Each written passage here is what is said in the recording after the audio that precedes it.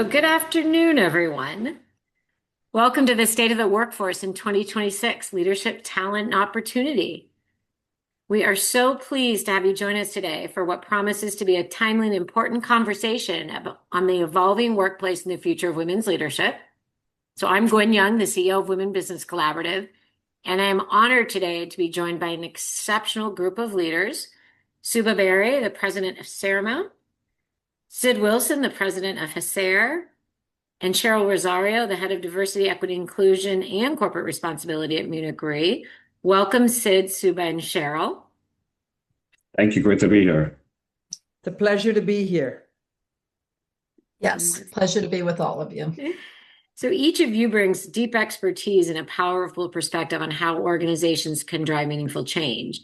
So today we will explore what leading companies are doing to advance women's leadership and opportunity in 2026, and what it will take to build workplaces that are not only inclusive, but truly competitive in today's rapidly changing environment. As we know, the question facing business leaders today is clear. What does the workforce of 2026 look like? And how must companies adapt to remain competitive?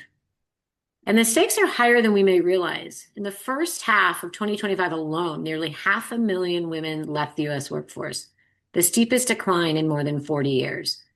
But this is not just a pipeline issue. It's a retention and succession challenge that is reshaping leadership across industries. So the conversations we're having about return to office policies, flexibility, and caregiving are not simply about workplace preferences, but they're defining who stays, who advances, and ultimately who leads. So today's conversation is going to discuss how forward-thinking organizations are building resilient cultures, attracting and retaining diverse talent, and strengthening leadership pipelines in response to a rapidly evolving economy. So thank you for being here and for your commitment to advancing women's leadership. So let's get started with setting the stage. I'm going to start with you, Subha, and Cheryl and Cid as well. But let's start with Subha. What are the most significant shifts you're seeing in the workplace right now that will shape women's leadership and opportunity in 2026 and beyond? Well, thank you again so much for including me on this panel. We're seeing three major shifts that are really impacting the entire workforce, but disproportionately impacting women. And I will name them. AI transformation is one, return to the office and, those mandates and flexibility is a second, and stress and burnout is the third. And I want to just pause a little bit on each one of them. AI is changing work for everyone. But the bigger leadership question is who gets access to the skills, the training, the visibility when it comes to that change. And too often we're finding that women are still being left out of that early AI access and influence. AI may not replace roles outright. People think that AI is going to take everyone's job, but it'll reward people who are better prepared to leverage it and to use it. So with that said, women, in my opinion, when you look at if women are less likely to be included in that early evaluation, the skills, the training, pilot opportunities, that is going to become a future advancement leadership issue for that group within the population. Return to office mandates and the broader flexibility debate is one of the biggest forces, in my opinion, that is shaping women's leadership and women's advancement and the opportunities that women have right now, because they've been associated with a 13% increase in employee turnover, with the strongest impact of that being amongst women. Flexibility is also tied directly with advancement. Early level women, are more likely, I think it's like 33% of them are less likely to be promoted than women at the same level who are coming to the office and being seen in person. While, when you compare that for the men, there is no difference. Men do not show the same disparity between those that are choosing to work from home versus those that are coming into the office. So flexibility needs to be looked at not as a perk, but as a business imperative, and companies need to wake up to it. So the last thing I would say is what gets usually described as a quote unquote ambition gap is really a calculation that we find that a lot of women are making in terms of, if my leadership role is going to be structured around constant visibility and uninterrupted availability, if that is the measure, then perhaps this may not be the role for me. This may not be the company for me. And the third major shift is in the burnout, mental health issues. About 1/3 of the employees are reporting moderate to high burnout, 41% saying they're not comfortable discussing this in the workplace. And guess what? Women disproportionately are more challenged by this than the men, at least based on the way they are reporting it. And you know what? Attrition is a lagging indicator. It's not a leading indicator. By the time somebody steps away and leaves, way too late, you've already missed that ball. So, I know we all like to over-index on the political environment, and all of the things that are impacting why, what is it, 355,000, or was it 400,000 women left the workforce between January and August of last year, 91,000 just in. You can blame them, but there are broader shifts in place right now that we need to pay attention to. Absolutely, Cheryl. I see you nodding. Want to bring you in. Yeah, no, I agree with everything you shared, Subha. I mean, we just put out and was very excited to share that we met our ambition 2025. Our goal was 40%. We met it at 40.5. And so, though I think you see these pockets with companies like ours doing great work, and we've been recognized by great organizations like Seramount. So I know you've seen many companies really taking time and being really intentional, listening to what women need in the workplace is still really key. I know we're going to talk about it later in the conversation, but having those safe spaces, being able to be comfortable to talk about some of those things related to mental health.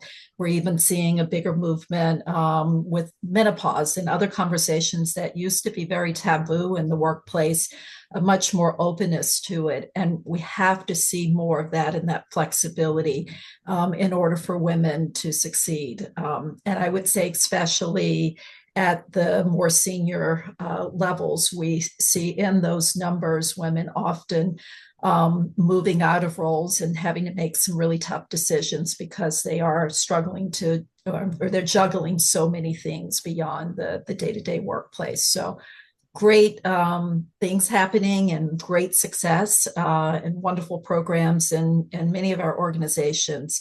But I think based on those numbers, there's still many things that we need to be very intentional about. Absolutely. Sid, and I want to bring you in too, because I know we were talking about that sort of top leadership discussion the other day as well.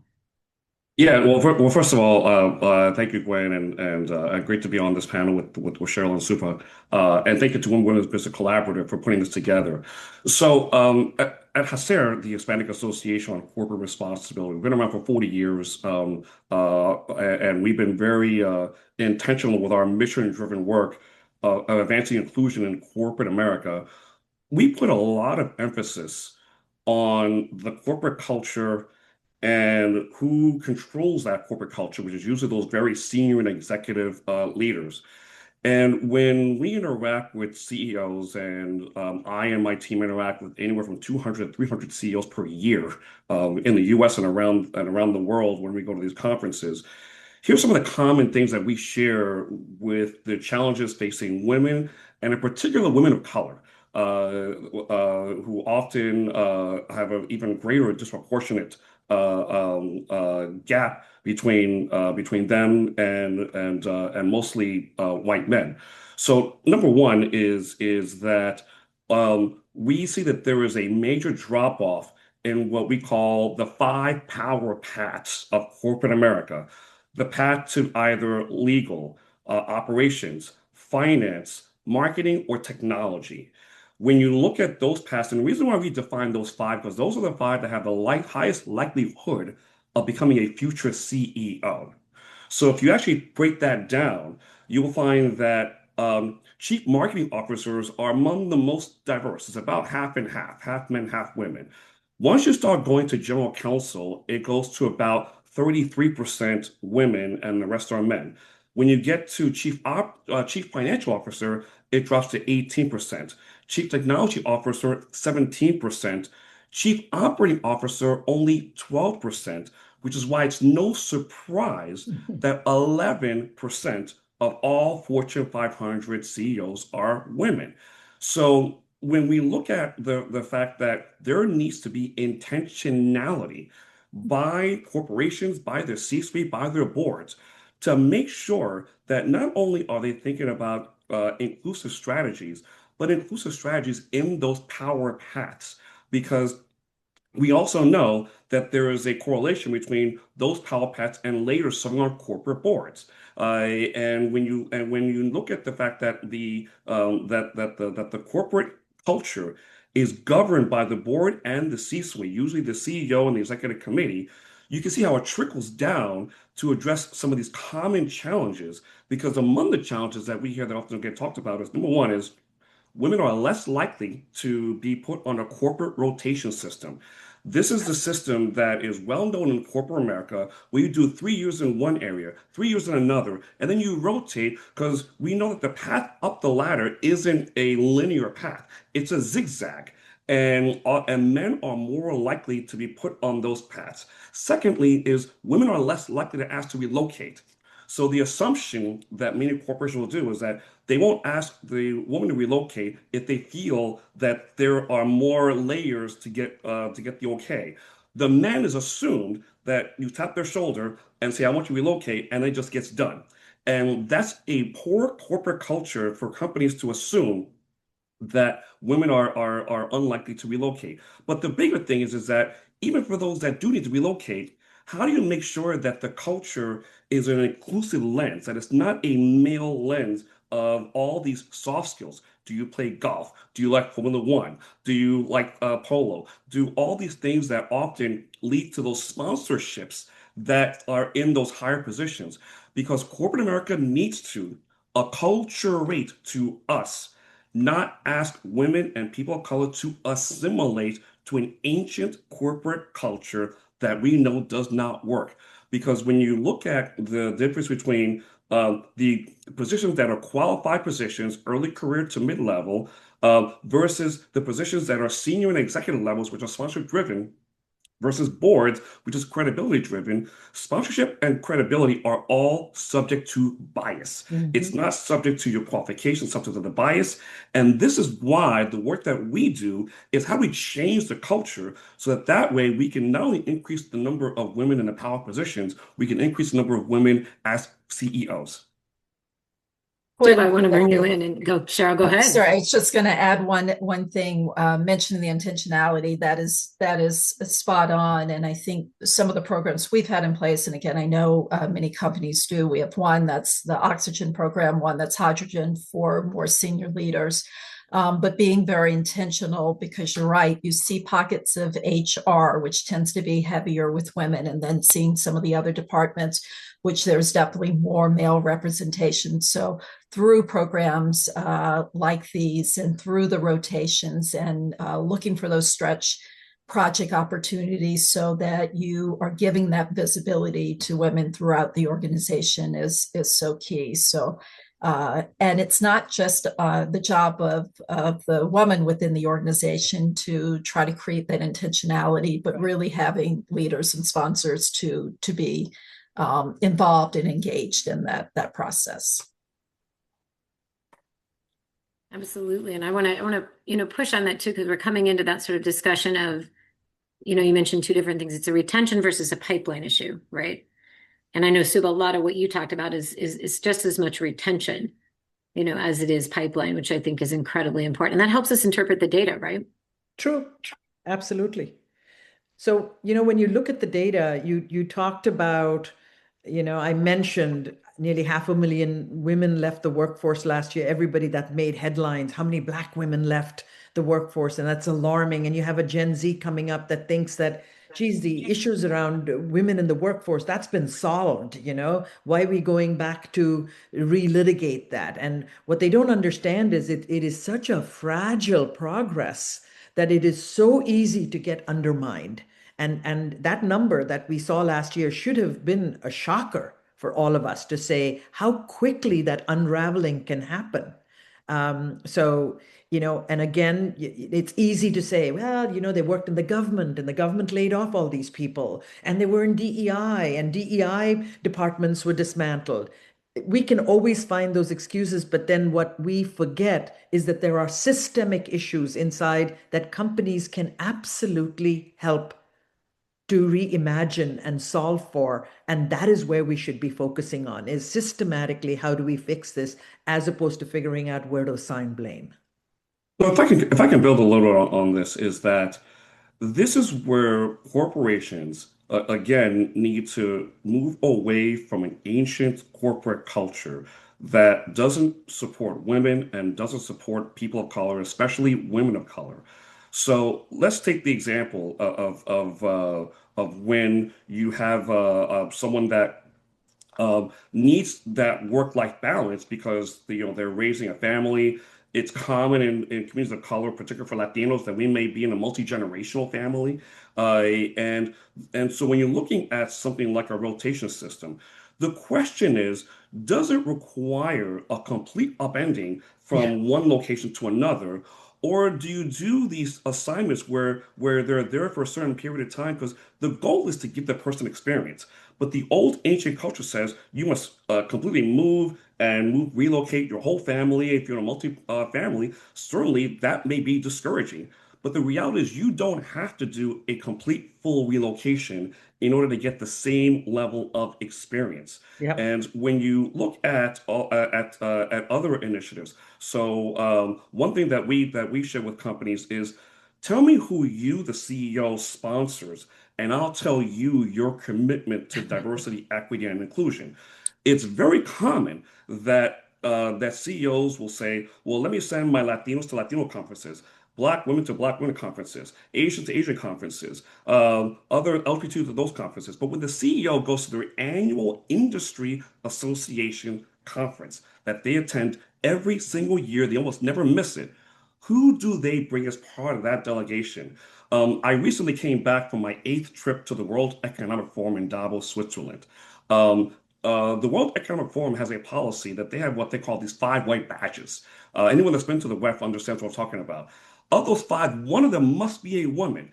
Guess what percentage of the attendees that had white badges were women?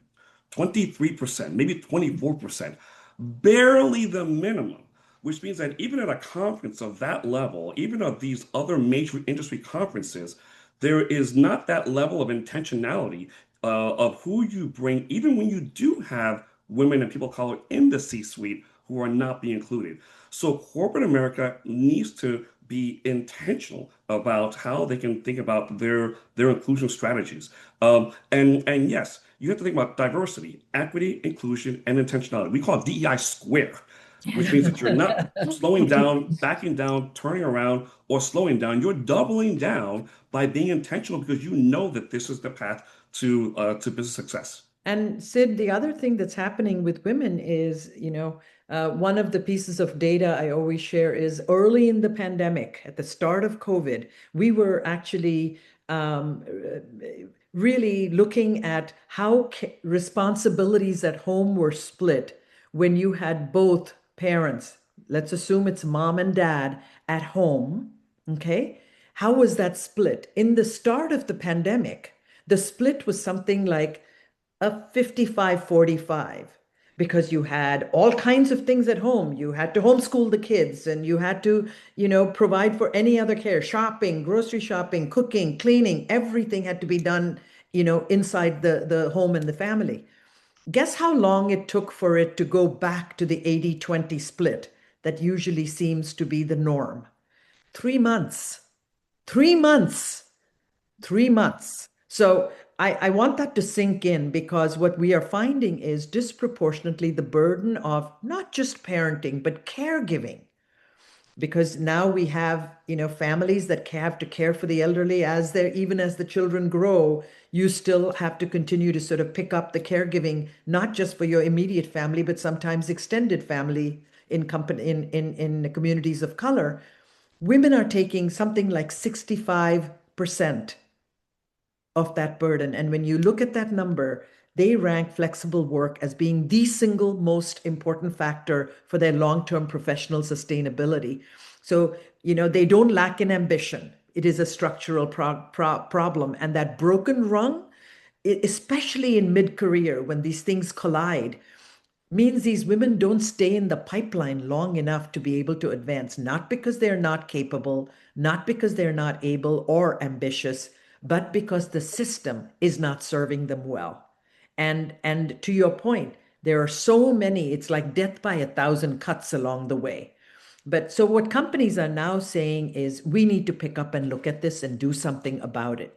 And this blanket, everybody needs to come to the office, 3 days, 4 days a week, is actually causing some of the attrition that companies are facing. And they need to look at see who they are losing and how hard it is to replace them. There's the cost, there is the loss of knowledge and the history that these women bring with them. And I'm not saying it's just women, but it is disproportionately women.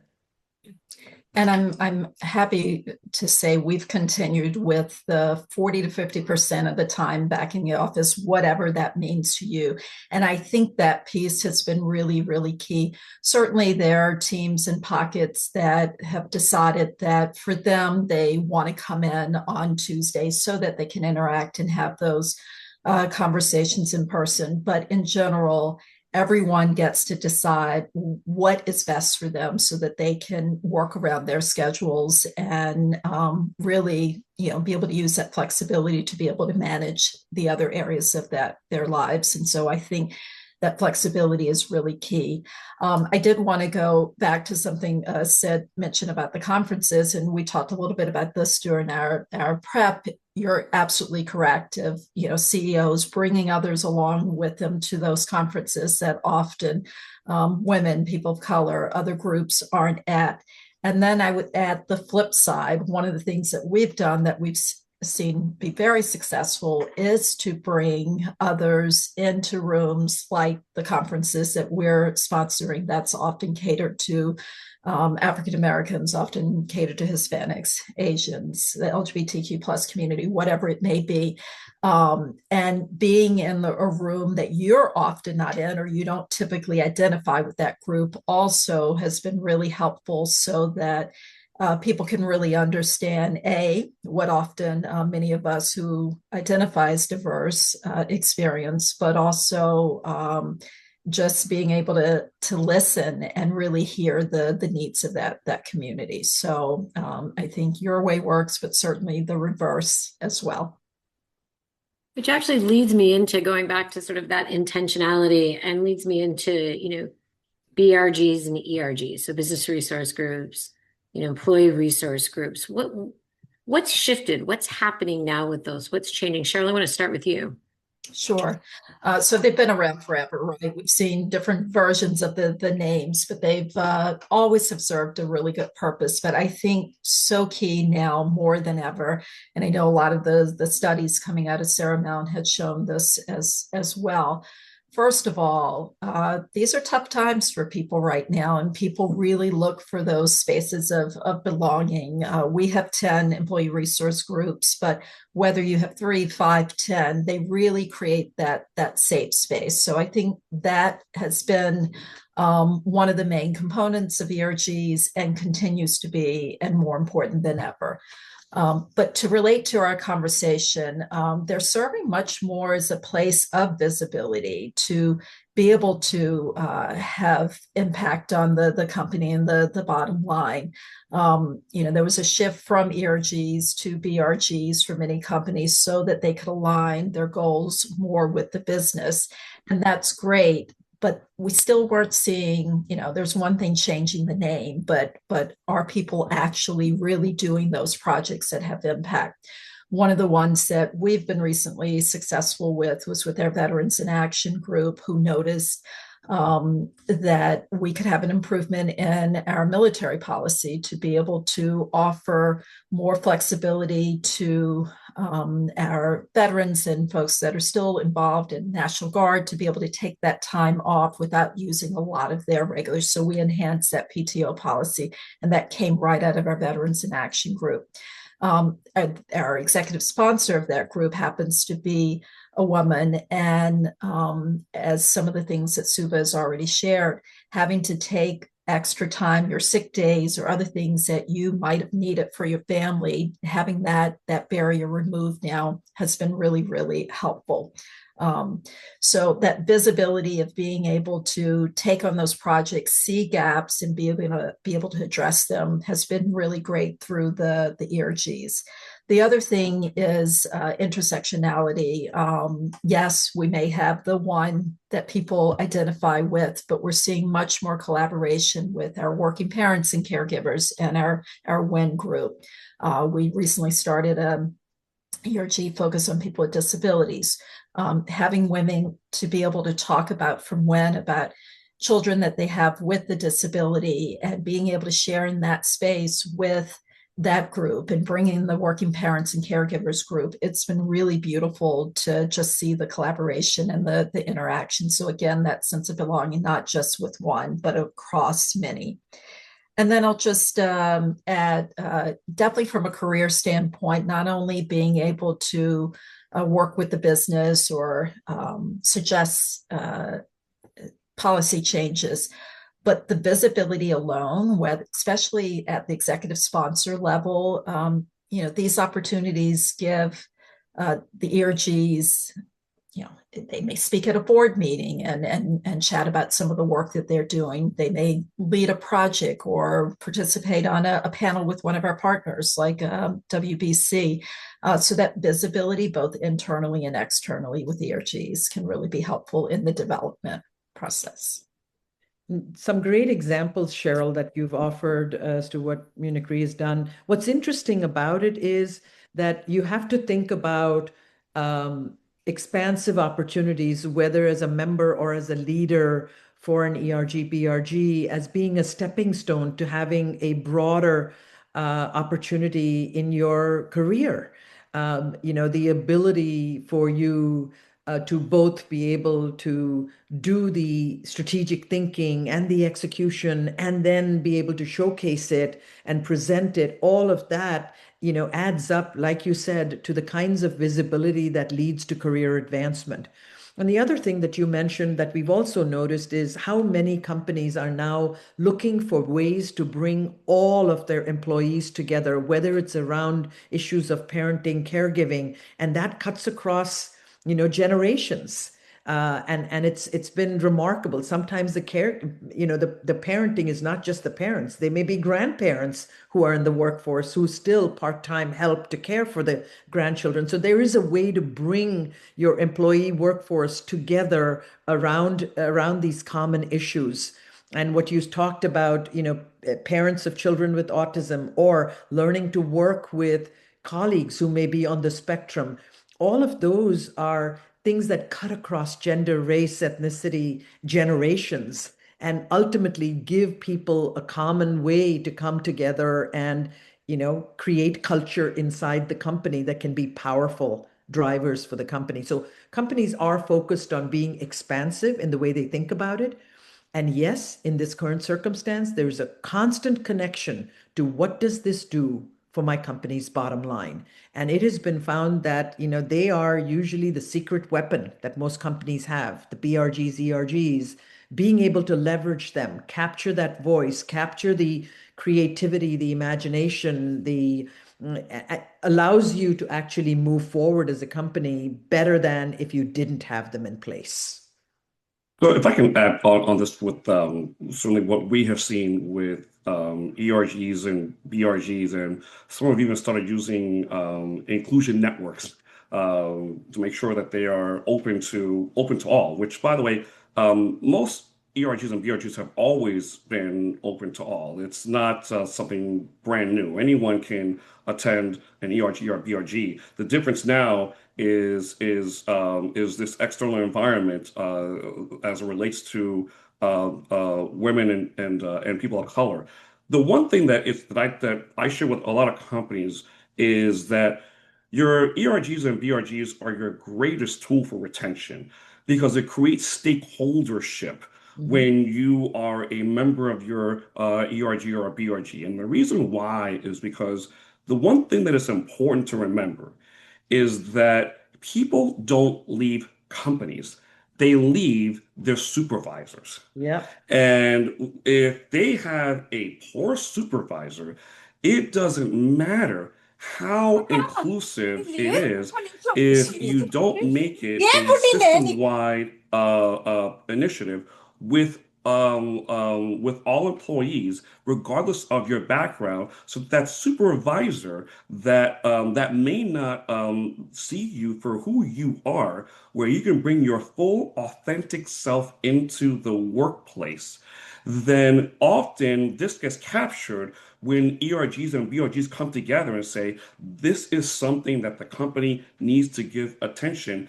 And when you have the right executive sponsor, ideally someone that is in the C-suite, and in many cases, even better, if that executive sponsor is not from that group for which they are executive sponsor, because it creates reverse mentorship.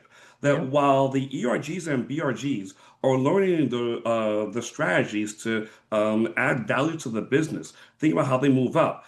The executive sponsor is getting reverse mentorship about the unique challenges of the life experiences of what it's like to be a woman, to be Black, to be Latino, to be Asian American, to be LGBTQ, to be a person with disability, to be a veteran, to be a cancer survivor, to be all these various initiatives that when you understand this, then you can say, how does this align to the corporate culture? Because if you then say, how do you align this to the corporate culture, you can unleash what I call inclusive economics. And your ERGs and BRGs are the keys to those initiatives. So we encourage companies that this is not a time to dismantle your ERGs. This is a time to lean further into your ERGs because they're going to tell you the truth. They're going to be honest. And they're going to give you what you really need to hear if you really want to unleash inclusive economics that ultimately leads to your company seeing growth in all areas between finance, business, marketing, all the spaces.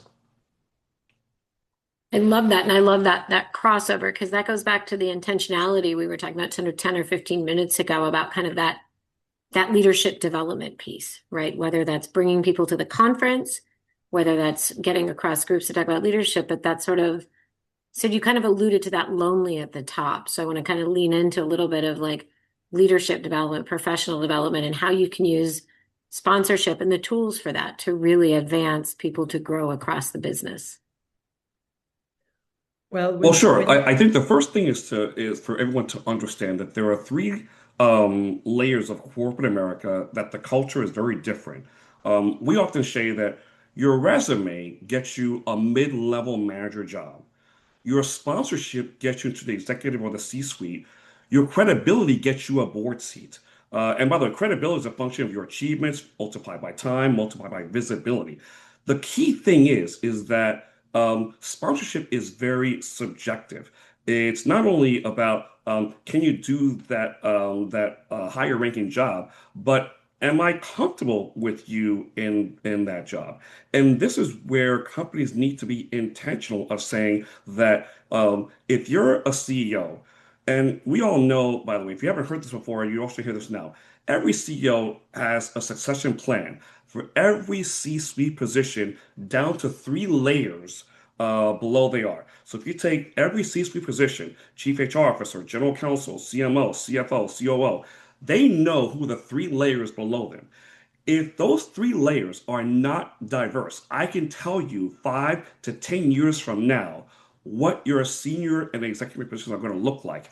And if you're not seeing those layers, then you have to ask yourself the question, why are we not seeing more women, women of color, Latinos, African Americans, other historically underrepresented groups within those three layers? Because that tells you that you have a culture problem in those positions. And when companies say, well, we have to address workforce, workforce is a mid-level manager construct. This is not senior executive constructs.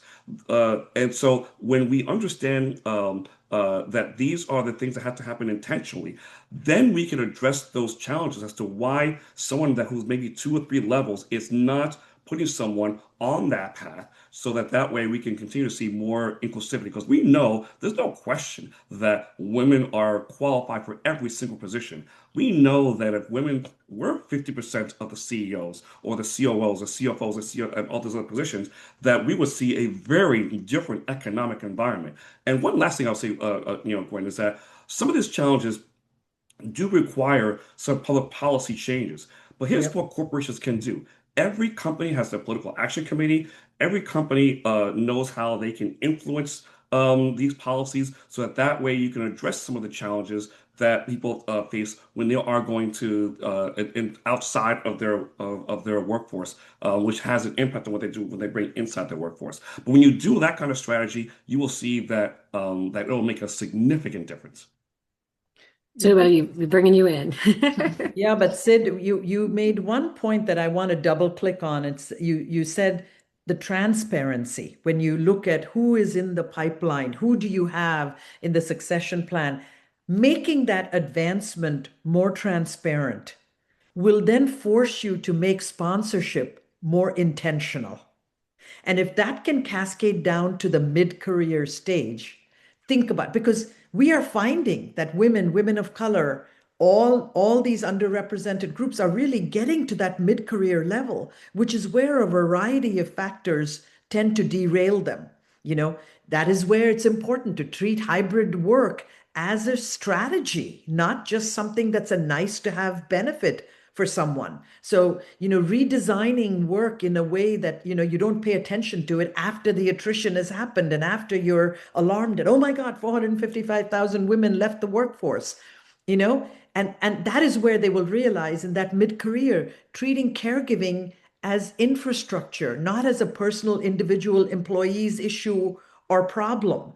And using, listening as a way to be able to look at strains in the system, looking at where the fracture is happening so that you're heading off mental health issues and challenges long before they really impact performance and then turn into attrition. So the goal should be to strengthen what the system can do for women in mid-career, not just saying to them, be stronger, be more resilient, because they are tossing so many balls up in the air and trying to keep as many of them up as they can. And this is what companies can do. This is what good leadership does. And every organization can absolutely aim to do that and can do that. It is not complicated. I'll add one thing to that. When you mentioned strengthen, we have a quote from one of our leaders, and we highlighted this in our Ambition 2025 achievement. And she says, strengthen potential at every stage. And I think that is so key because we've heard over and over, women don't apply for jobs unless that they can do every single thing in the job description, where men will apply if they can do one or two. And so what can we do within our organization and as leaders to really encourage that potential? We know it's there, as you said, Sid and Subha. It's not that women can't do it, but giving that confidence and hearing from their leaders and having that culture within the organization that they see themselves in those succession plans. So very key. Yeah, if I could just add one thing that I think building on what the both of you have shared is that one of the reasons why we tell companies that they must acculturate and not ask us to assimilate is because when you look at when a company and especially their C-suite and their board have to make a decision of either making a business decision that could lead to expanded growth or protecting the culture, most companies will actually protect the culture at the expense of business growth. That sounds almost counterintuitive because you would think that your shareholders want growth, your stakeholders want growth, but the reality is that there are many companies that will say, "I see the growth. I see the growth. We have more women, more people of color." But my 80, 100-year-old culture says we must do business only this way. And so when companies start looking to evolve their culture, that's where you start seeing that true unleashing of this. But we often have to remind companies that the path to the business success requires them to make a decision to acculturate their old, ancient culture, not ask women and people of color to assimilate, not bring our full authentic selves into the workforce, where we can come and be or make a difference, but be who we are. And that I think is one of the things that's key when you have to evolve a culture. And when you do this, you start seeing it at the early career, mid-level, senior, executive, and board seats. So we talked about a wide variety of issues. I love that acculturate, right? We've talked about flexibility. We've talked about ERGs, BRGs, intentionality. We've talked about a lot of these policies. So as we're wrapping this up, because this is how we all think and we like to work at WBC, right? Like we like to do a call to action. We like to think about like, what's the one thing? So if a CEO comes to you and says, what can I do? Subha, I'm going to start with you. What can I do in the next 12 months? Like, what's the one thing I can do? Or, what is your call to action to them? Because like you said, Subha, you can do this. Culture change is a big thing broadly, but there are actions you can do to go towards that where you're starting to change the model. So Subha, I'm going to start with you. So I would start with the word flexibility. Truly understand what organizational structure you need to enable and support flexibility for all. This is not just for the women, but it will disproportionately support the women. The lesson from COVID is that the work can be done successfully in different ways. Why do we just forget about that? So mandating 4 or 5 days in the office without examining the impact is disproportionately impacting and affecting women. So the priority is not flexibility as a slogan or a headline, but rather structuring work in a way that people can get work done, advance, and lead over time. And you know what? The next generation is demanding that. So if you think, if the corporate America is not going to be ready to change, they're going to find that Gen Z is going to turn on its heel and walk out and join an organization that will be willing to. Cid, what about you? What's the one thing? My call to action is for companies to be intentionally inclusive. And you should be looking at your conference rooms, your meetings and your gatherings. And it doesn't take rocket science for you to look around and say, who's missing and why are they missing? Because it's important to know that it's not just our professional skills that we bring into the workplace.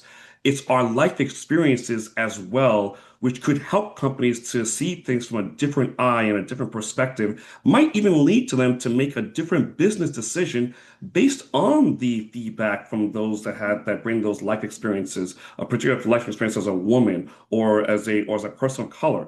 But that requires intentionality. Intentionality is saying that I'm going to make sure that we're inclusive with our company meetings, inclusive to make sure that people are allowed to speak. I believe that when you're invited to the seat, you're invited to speak.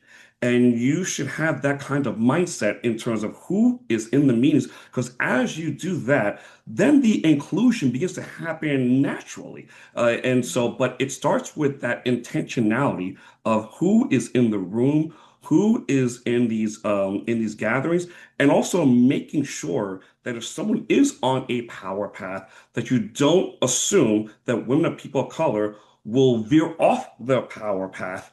And if it's temporary and you want to move them back over to the power path, if that power path position remains and is not automatically assumed that you're off the power path, it will go to a man. So intentional inclusivity at all the different layers has been my call to action and continues to be our call to action.